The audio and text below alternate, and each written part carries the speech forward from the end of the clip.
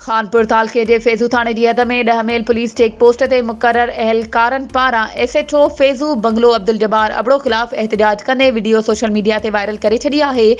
दायो आहे त SHO फैज़ू बंगलो असांखे ड्यूटी करण दौरान बि गैर हाज़ुर ॼाणायो आहे। असांखे पुलिस पिकट ते खाद खुराक जो सामान बि नथो ॾिनो वञे।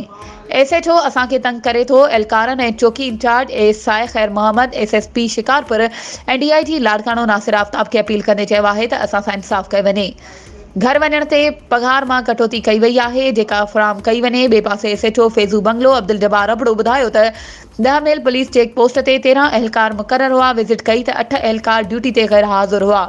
अहिड़ी हाज़िरी आला ऑफिसरनि ॾांहुं मोकिली आहे। 10 मेल पुलिस चौकी तां अॻु बि एहलकार अगवा थिया हुआ, जंहिं सबबि इज़ाफ़ी नफ़री मुक़रर हुई।